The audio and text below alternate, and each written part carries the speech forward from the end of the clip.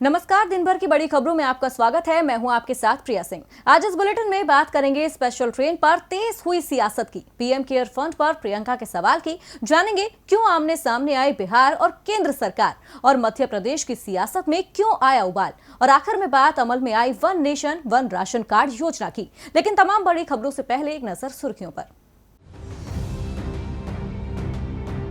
एक और राहत पैकेज की तैयारी में केंद्र सरकार। वित्त मंत्री निर्मला सीतारमण ने की प्रधानमंत्री से मुलाकात। देश की इकोनॉमी को उबारने और मौजूदा हालात से निपटने के लिए सरकार कर सकती है राहत पैकेज का ऐलान। देश में ऑरेंज जोन के जिलों में टैक्सी में चालक के अलावा 2 सवारी की ही अनुमति। गृह मंत्रालय ने जारी किया आदेश। मौजूदा स्वास्थ्य हालात के चलते 17 मई तक लागू है बंद। छत्तीसगढ़ में ग्रीन जोन में शामिल जिलों में अल्टरनेट खुल सकते हैं बाजार। सोशल डिस्टेंसिंग के साथ मिलेगा दुकानों में सामान। छत्तीसगढ़ के आबकारी मंत्री कवासी लखमा ने दी जानकारी।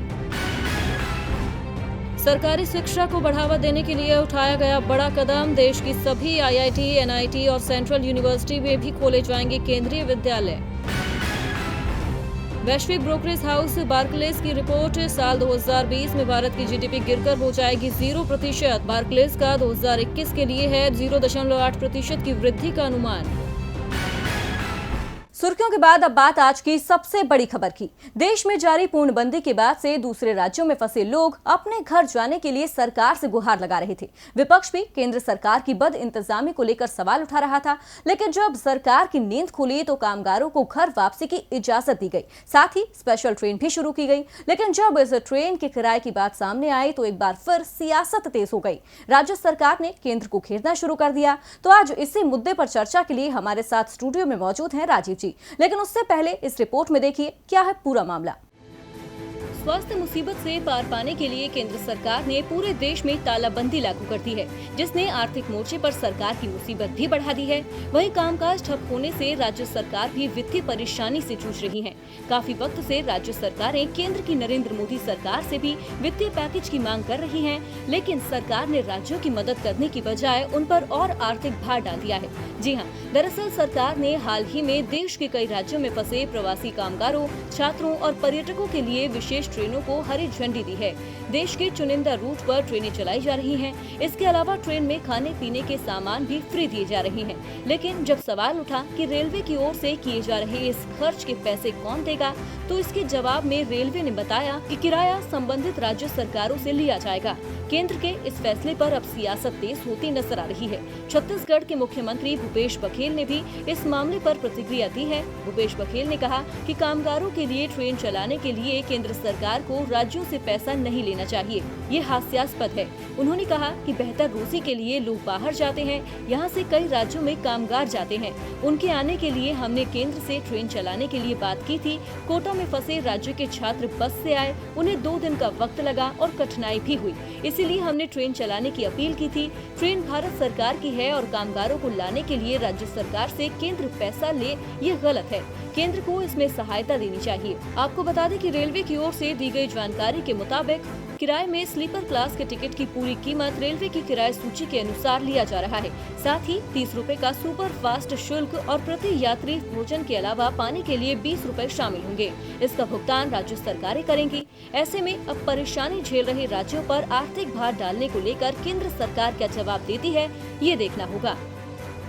अब रुक करते हैं राजीव जी का। राजीव जी, स्पेशल ट्रेन को लेकर जहां सियासत तेज हो रही है तो वहीं घर से दूर कामगारों के चेहरे खुशी से खिल गए हैं। लेकिन उनके सामने कई सवाल भी हैं कि सरकार की तरफ से शुरू इस ट्रेन में कौन कौन सफर करेगा और कौन नहीं। आप इसे किस तरह से देखते हैं? जी प्रिया, ये एक अहम सवाल है कि आखिर स्पेशल ट्रेन की सुविधा का फायदा प्रवासी मजदूर कैसे उठा पाएंगे, क्योंकि जब से स्पेशल श्रमिक ट्रेन चलाने की घोषणा हुई है तब से अलग अलग राज्यों में फंसे हुए लोगों के बीच अफरा तफरी का माहौल है। किसी के पास कोई आधिकारिक जानकारी नहीं है और न ही कोई कुछ बताने के लिए तैयार है। रेलवे का फोन कोई उठा नहीं रहा है और न ही कोई जवाब देने वाला है। ऐसे में आखिर प्रवासी मजदूर करें तो क्या करें। लेकिन इस बारे में जब उत्तर रेलवे के पीआरओ से पूछताछ की गई तो उन्होंने बताया कि स्पेशल श्रमिक ट्रेनों में केवल वो वो लोग ही सफर कर सकेंगे जिसे राज्य सरकार इजाजत देगी। इसके लिए न तो रेलवे की टिकट खिड़की खुलेगी और न ही इन ट्रेनों के लिए किसी तरह की बुकिंग होगी। जिला प्रशासन जिन लोगों का नाम तय करेगा वही लोग इस ट्रेन में सफर कर पाएंगे। जिला प्रशासन की अनुमति पत्र यदि आपके पास नहीं है तो रेलवे के अधिकारी आपको ट्रेन के अंदर और स्टेशन के अंदर खासकर जाने नहीं देंगे। इसलिए अगर आप भी इस ट्रेन के जरिए अपने गृह राज्य जाना चाहते हैं तो आपको न तो रेलवे की वेबसाइट खंगालने की जरूरत है और न ही टिकट बुक करने की आपको जरूरत पड़ेगी। आपको तो बस जिला प्रशासन से संपर्क करना होगा, बाकी व्यवस्था जिला प्रशासन खुद करेगा और उसके बाद स्वास्थ्य प्रोटोकॉल को ध्यान में रखकर राज्य सरकार आपको गृह राज्य तक पहुंचाएगी। तो ये तो एक पूरी प्रोसेस है, पूरी प्रक्रिया है जिस आधार पर प्रवासी मजदूर अपने अपने घर जा पाएंगे। लेकिन इसके लिए अब राज्यों और केंद्र सरकार के बीच सियासत भी शुरू हो गई है। लेकिन सरकारों को सबसे पहले फंसे हुए लोगों को अपने अपने राज्य में वापस बुलाने पर ध्यान देना चाहिए और साथ ही सबके स्वास्थ्य के हालात पर पूरी गंभीरता से नजर रखनी चाहिए ताकि बिना किसी परेशानी के जो जहां जाना चाहते हैं वो वहां तक अपने गृह राज्य तक पहुंच जाएं। बहुत बहुत धन्यवाद राजीव जी तमाम जानकारी के लिए। अब बढ़ते हैं अपनी अगली खबर की ओर। मौजूदा मुसीबत के चलते देश की अर्थव्यवस्था बेपटरी हो गई है, लिहाजा सरकार ने पीएम केयर फंड का गठन किया, लेकिन इसकी पारदर्शिता हमेशा कटघरे में खड़ी रही। अब कांग्रेस महासचिव प्रियंका गांधी ने पीएम केयर फंड को लेकर सवाल खड़े किए हैं। क्या कुछ कहा प्रियंका ने, इस रिपोर्ट में देखिए। प्रधानमंत्री केयर फंड के गठन का मकसद है मौजूदा मुसीबत के समय देश हित में फंड इकट्ठा करना, जिसका इस्तेमाल मौजूदा परेशानी के वक्त किया जा सके। भदोही से एक खबर सामने आई कि सरकारी महकमा पीएम केयर फंड के लिए लोगों से 100 रुपए फंड जुटा रहा है, जिस पर कांग्रेस महासचिव प्रियंका गांधी यूपी सरकार को सुझाव देती नजर आ रही हैं। उन्होंने ट्वीट किया, एक सुझाव, जब जनता त्राहिमाम कर रही है, राशन पानी नकदी की किल्लत है और सरकारी महकमा सबसे 100 रुपए पीएम केयर्स के लिए वसूल रहा है, तब हर नजरिए से उचित रहेगा कि पीएम केयर की सरकारी ऑडिट भी हो। ऐसा पहली बार नहीं है जब विपक्ष ने पीएम केयर्स फंड को लेकर सवाल खड़े किए हों। विपक्ष के सवाल सही भी हैं। जब जनता पीएम केयर फंड में पैसे दे रही है तो उसका हिसाब होना भी चाहिए। इसके अलावा प्रियंका ने एक ट्वीट के जरिए केंद्र सरकार पर भी सवाल उठाए हैं। उन्होंने लिखा, देश से भाग चुके लोगों के 68,000 करोड़ रुपए माफ हुए, उसका भी हिसाब होना चाहिए। मुश्किल घड़ी में सरकार के सामने पारदर्शिता महत्वपूर्ण है, इसमें दोनों जनता और सरकार की भलाई है। प्रियंका गांधी सरकार से हिसाब तो मांग रही हैं, लेकिन सरकार हिसाब कब देगी ये तो आने वाला वक्त ही बताएगा, क्योंकि जनता को ये जानने का पूरा हक है कि देश के पैसे का इस्तेमाल आखिर कहाँ हो रहा है। यानी पीएम केयर फंड को लेकर जहां प्रियंका गांधी केंद्र सरकार से सवाल कर फंड का हिसाब मांग रही हैं, तो वहीं अब सवाल उत्तर प्रदेश की योगी सरकार पर भी उठने वाले हैं, क्योंकि मौजूदा हालात में उत्तर प्रदेश सरकार का जो खजाना खाली हो रहा है उसे भरने के लिए अब जनता की जेब पर भार बढ़ने वाला है। क्या है पूरा मामला, इस रिपोर्ट में देखिए। देश के स्वास्थ्य हालात दिन ब दिन खराब होते जा रहे हैं और बढ़ती पूर्णबंदी के साथ सरकार की परेशानियां और गहराती जा रही हैं। केंद्र हो या राज्य सरकारें, दोनों के सामने ही अर्थव्यवस्था की चुनौती खड़ी हो गई है। उत्तर प्रदेश में भी अर्थव्यवस्था पटरी से उतरती नजर आ रही है। वित्तीय वर्ष 2020 से 21 के पहले महीने में ही वित्त विभाग के राजस्व में भारी गिरावट आई है। सरकार वार्षिक लक्ष्य का सिर्फ 1.2% राजस्व हासिल कर पाई है, जिससे यूपी सरकार के सामने परेशानियां खड़ी हो गई हैं। सरकार अब अतिरिक्त संसाधन जुटाने की कोशिश में लगी हुई है। गैर जरूरी खर्च में कटौती के अलावा वित्त विभाग अब पेट्रोल डीजल पर वैट बढ़ाने को लेकर भी विचार कर रहा है।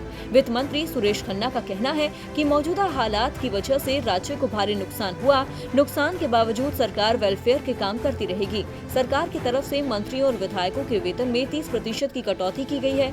इसके साथ ही विधायक निधि 1 वर्ष के लिए स्थगित कर दी गई है। राज्य सरकार द्वारा राजस्व प्राप्तियों में आई कमी को देखते हुए अतिरिक्त संसाधन जुटाने के लिए प्रयास किए जा रहे हैं। योगी सरकार के सामने परेशानी बड़ी है। ऐसे में अब देखना दिलचस्प होगा कि सरकार अर्थव्यवस्था को पटरी पर लाने के लिए क्या कदम उठाती है। पेट्रोल डीजल की कीमतें बढ़ाकर जनता पर महंगाई का बोझ बढ़ाती है या कोई दूसरे ठोस कदम उठाती है।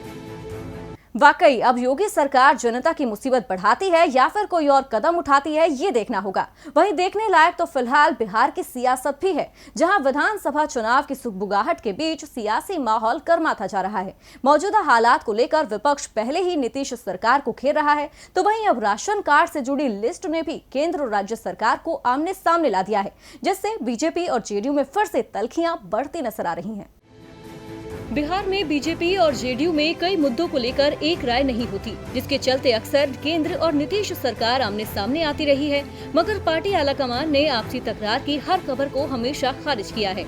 लेकिन अब एक बार फिर बीजेपी और जेडीयू में तल्खियां बढ़ती नजर आ रही हैं। दरअसल मौजूदा स्वास्थ्य हालात में गरीबों के राशन कार्ड के मुद्दे पर केंद्र सरकार और बिहार सरकार अब आमने सामने आ गई है। बिहार के खाद्य एवं आपूर्ति मंत्री मदन सहनी ने पिछले दिनों केंद्र को चिट्ठी लिखकर 30 लाख परिवारों यानी 1.5 करोड़ लोगों के लिए अनाज भेजने का आग्रह किया था। लेकिन केंद्रीय खाद्य एवं उपभोक्ता मंत्री रामविलास पासवान ने बिहार के इस आंकड़े पर सवाल खड़ा करते हुए इसे नकार दिया। रामविलास पासवान ने कहा कि बिहार के खाद्य मंत्री ने 2021 की औपबंधिक जनसंख्या के आधार पर 150 लाख नए लाभ उठाने वालों के लिए 75,000 टन अनाज के आवंटन की मांग की है, जबकि पहले ही 2011 की जनगणना के अनुसार 14.04 लाख लाभ उठाने वाले कम हैं, उनकी पहचान नहीं हुई है। ऐसे में बिहार में गरीबों को राशन देने का मामला अटक गया है। इसकी वजह से बिना कार्ड वाले गरीबों को राशन मिलना मुश्किल हो गया है। केंद्र ने राज्यों से दोबारा नई सूची सौंपने के लिए कहा है। वहीं रामविलास पासवान की आपत्ति के बाद बिहार सरकार के खाद्य आपूर्ति मंत्री मदन सहनी सामने आए और कहा कि राज्य का आंकड़ा सही है। मदन सहनी ने कहा कि बिहार ने 2 स्तर पर डाटा मंगवाया है, एक आरटीजीएस काउंटर के जरिए और दूसरा जीविका द्वारा मंगवाया गया है। मदन सहनी ने बताया कि 14.5 लाख नहीं बल्कि जनसंख्या बढ़ने के कारण पूरा डाटा 30 लाख हो गया है। अगली जनसंख्या वर्ष 2021 में होगी। जब तक जनगणना होगी तब तक गरीबों के लिए राशन भेजना चाहिए। मदन सहनी ने बताया कि अगर पूरे नाम की लिस्ट चाहिए तो वो भी मुहैया करा दी जाएगी। ऐसे में मौजूदा हालात में सबसे बड़ा सवाल ये खड़ा हो गया है कि अब जिनके पास राशन कार्ड नहीं है उन्हें राशन कब और कैसे मिलेगा। आखिर बिहार सरकार ने पहले से दिए आवेदनों पर विचार क्यों नहीं किया था। ऐसे में केंद्रीय मंत्री ने पूरी लिस्ट मांगी है। अब देखना होगा कि बिहार सरकार कब तक और कितने लोगों की लिस्ट केंद्र को सौंपती है ताकि अनाज उपलब्ध कराया जा सके। तो एक तरफ जहां राशन कार्ड का मुद्दा बिहार में केंद्र सरकार और जेडीयू में तल्खियों को बढ़ाता नजर आ रहा है, तो वहीं मध्य प्रदेश में कांग्रेस सरकार की सत्ता से विदाई के बाद भी सूबे का सियासी पारा गरमाया हुआ है। कभी कांग्रेस मौजूदा हालात को लेकर सूबे की शिवराज सरकार को घेरती है, तो कभी सिंधिया के पाला बदलने को लेकर खरी खोटी सुनाती है। लेकिन इस बार पूर्व मुख्यमंत्री कमलनाथ ने दिग्विजय सिंह को लेकर एक ऐसा बयान दिया है जिससे पार्टी के अंदर मची कलह जग जाहिर हो रही है। मध्य प्रदेश में जब ज्योतिरादित्य सिंधिया ने अचानक पाला बदलकर भारतीय जनता पार्टी का कमल थाम लिया, तो कमलनाथ सरकार पर काले बादल मंडराने लगे, क्योंकि सिंधिया के 20 से ज्यादा समर्थक कांग्रेस का साथ छोड़ने को तैयार हो गए। काफी वक्त तक कमलनाथ संख्या बल होने का दावा करते रहे, मगर जब बहुमत परीक्षण का वक्त आया तो उन्होंने त्यागपत्र थमा दिया। लेकिन अब कमलनाथ ने सरकार गिरने के 41 दिन बाद बयान देकर राजनीतिक गलियारे में फिर से हलचल मचा दी है। दरअसल एक निजी चैनल से बातचीत में कमलनाथ ने साफ तौर पर सरकार गिरने के लिए वरिष्ठ नेता दिग्विजय सिंह को जिम्मेदार ठहराया है। कमलनाथ ने कहा, मैं राज्य में अपनी सरकार इसीलिए नहीं बचा सका क्योंकि दिग्विजय सिंह ने मुझ में झूठा विश्वास भर दिया था कि पार्टी के कुछ विधायक साथ छोड़कर कहीं नहीं जाएंगे। ये जानबूझकर नहीं किया गया था, लेकिन स्थिति को ठीक से न समझ पाने की वजह से ऐसा हुआ। दिग्विजय ने महसूस किया कि कुछ विधायक जो दिन में 3 बार उनसे बात कर रहे थे वो कभी पार्टी का साथ नहीं छोड़ेंगे, लेकिन उन्होंने साथ छोड़ दिया। कमलनाथ के शब्द बयां कर रहे हैं कि दिग्विजय की लापरवाही की वजह से कमलनाथ को सत्ता से बाहर होना पड़ा। हालांकि जब कमलनाथ का बयान सियासी गलियारों में वायरल हुआ तो कमलनाथ ने खुद की बात का ही खंडन करते हुए कहा कि मेरी सरकार गिरने के मुद्दे पर बातचीत में मैंने चैनल से कहा, स्वयं मुझको और दिग्विजय सिंह को कुछ विधायकों ने झूठा विश्वास दिलाया था कि वो वापस लौट आएंगे। उनके झूठे विश्वास पर हम दोनों ने भरोसा किया और हम अपनी सरकार नहीं बचा पाए। अब भले ही कमलनाथ ने अपने बयान पर सफाई दे दी हो, लेकिन उनके इस बयान पर विरोधियों का चुटकी लेना तय है। और बुलेटिन के आखिर में बात अमल में I one nation one ration card योजना की। सुप्रीम कोर्ट के फैसले के बाद सरकार ने one nation one ration card योजना को लागू करने का फैसला किया है, जिसके बाद दूसरे राज्यों में फंसे लोगों को राहत मिल सकेगी। फिलहाल 17 राज्यों में लोगों को ये सुविधा मिल सकेगी। आखिर क्या है one nation one ration card योजना और इससे दूसरे राज्यों में फंसे लोगों को कैसे मिलेगा फायदा, इस रिपोर्ट में देखिए। One nation one ration card योजना, जिसके तहत लोग किसी भी राज्य में राशन ले सकेंगे। जी हां, केंद्र सरकार ने 17 राज्यों में one nation one ration card योजना लागू कर दी है, जिसके बाद घरों से बाहर रहने वाले 17 राज्यों के प्रवासी भी अपने राशन कार्ड पर जहां रह रहे हैं वहां से राशन ले सकेंगे। अब यूपी, बिहार, पंजाब, हिमाचल प्रदेश, दादर नगर हवेली और दमन दीव को इस योजना से जोड़ने के लिए खाद्य और सार्वजनिक वितरण मंत्रालय ने स्वीकृति दे दी है। आपको बता दें कि पिछले दिनों एक याचिका पर सुनवाई के दौरान मौजूदा मुसीबत से परेशान लोगों को राहत देने के लिए सुप्रीम कोर्ट ने केंद्र से one nation one ration card योजना पर तुरंत विचार करने को कहा था, ताकि गरीब और अप्रवासी कामगारों को इससे मदद मिल सके। केंद्र सरकार इस योजना को जून में लागू करने पर विचार कर रही थी, लेकिन मौजूदा परिस्थितियों को देखते हुए सरकार ने बड़ा कदम उठाया है। इसके साथ ही राष्ट्रीय और अंतर्राज्यीय पोर्टेबिलिटी की सुविधा 17 राज्यों और संघ शासित क्षेत्रों के करीब 60 करोड़ NFSA लाभार्थियों को मिलेगी। दरअसल सरकार के राहत पैकेज के ऐलान के बावजूद कई लोगों को 2 वक्त की रोटी नहीं मिल पा रही थी। इस संबंध में जो याचिका सुप्रीम कोर्ट में दायर की गई थी, उसमें भी राज्यों का अपने लोगों को प्राथमिकता देने और दूसरे राज्यों के लोगों को मदद न मिल पाने की बात कही गई थी, जिसके बाद अब सरकार ने इस योजना की अहमियत समझते हुए इसे 17 राज्यों में लागू कर दिया है। तो फिलहाल दिन भर की बड़ी खबरों में मेरे साथ इतना ही। आप देखते रहिए DB लाइव। नमस्कार।